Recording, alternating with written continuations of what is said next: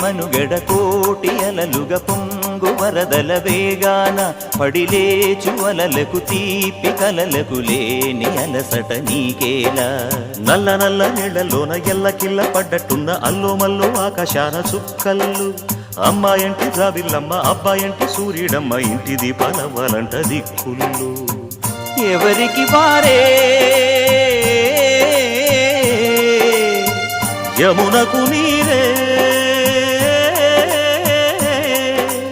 రేవు నీరు నావదంట నావతోడు రేవుదంట పంచుకుంటే